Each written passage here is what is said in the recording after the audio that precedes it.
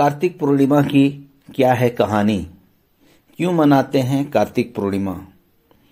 कौन सा अवतार लिया था भगवान विष्णु ने? कार्तिक पूर्णिमा को क्यों कहते हैं त्रिपुर पूर्णिमा? कौन था महिषासुर? क्या संबंध है देव दीपावली और कार्तिक पूर्णिमा का? बनारस में ही क्यों मनाते हैं देव दीपावली? क्या किया था पांडवों ने इस दिन? और क्या संबंध है प्रकाश उत्सव का कार्तिक पूर्णिमा से?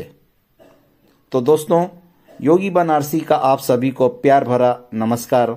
आइए इन सभी प्रश्नों का उत्तर खोजते हैं आज के वीडियो में। कार्तिक पूर्णिमा यानी कार्तिक मास के पूर्णिमा वाले दिन मनाया जाने वाला पर्व, जिसे हम त्रिपुर पूर्णिमा भी कहते हैं। इस दिन गंगा स्नान या किसी भी पवित्र नदी में स्नान करने और दान पुण्य करने से पूरे वर्ष स्नान करने और दान करने का फल मिलता है, ऐसा कहते हैं।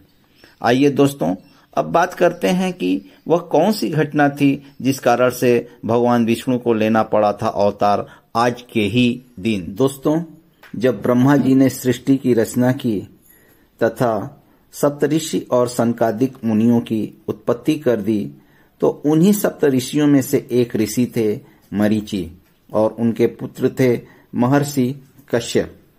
महर्षि कश्यप की एक पत्नी का नाम दीति था, जो थी दैत्यों की माता। माता दीति ने वज्रांग, अरुण और हैग्रीव नामक 3 दैत्यों को जन्म दिया था। उनमें से हैग्रीव ने ब्रह्मा जी से वेदों को चुरा लिया और समुद्र की गहराई में ले जाकर के छुपा दिया।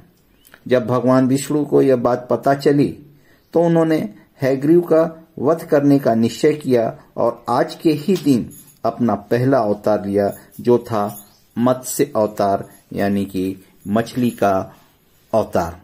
इसी मछली के रूप में भगवान विष्णु पहुंचे अपने भक्त राजा मनु के पास।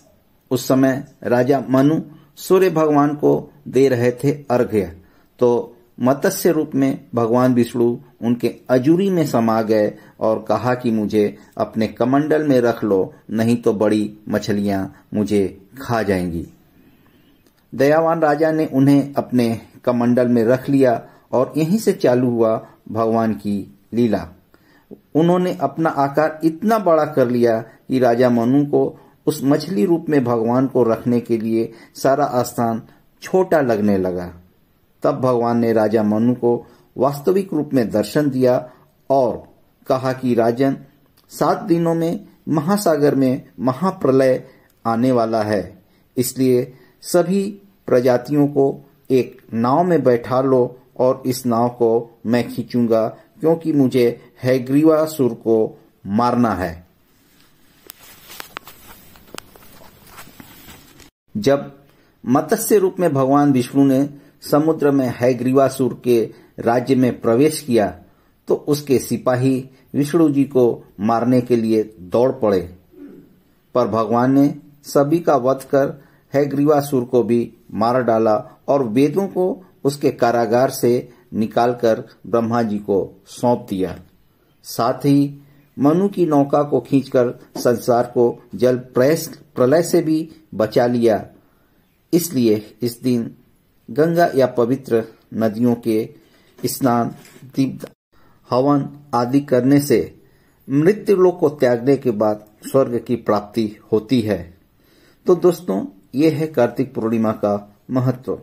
अब आगे बात करते हैं कि क्यों कहते हैं त्रिपुर पूर्णिमा इस दिन को। पूर्णिमा नाम क्यों पड़ा इस दिन का?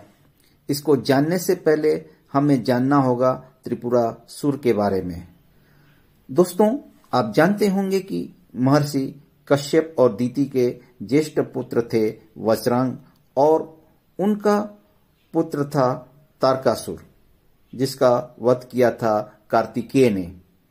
तारकासुर वध होने के बाद उसके 3 पुत्र तरकाच, कमलाच और विद्युन्माली ने अपने पिता के वध का बदला लेने के लिए ठाना और ब्रह्मा जी का घनघोर तपस्या किया, ताकि उनसे ऐसा वरदान लिया जा सके जिससे कि वो तीनों अमर अजर अमर हो सके। पर ब्रह्मा जी ने उन तीनों को अजर अमर होने का वरदान देने से मना कर दिया। फिर भी एक ऐसा वरदान मांगने को कहा जिससे कि उनका मरना थोड़ा कठिन हो जाए। तब तीनों ने अपने लिए 3 नगर यानी कि 3 पुर मांगा जो कि सोने चांदी और लोहे से निर्मित हो। तो दोस्तों यही 3 पुर यानी कि स्वर्णपुरी तरकाच के लिए, रजतपुरी कमलाच के लिए और लौहपुरी विद्युन्माली के लिए, तीनों पुर मिलकर कहलाए त्रिपुर। और इसी कारण तीनों असुर तरकाच, कमलाच और विद्युन्माली तीनों असुर एक साथ कहलाए त्रिपुरासुर यानी कि 3 पुरों के असुर।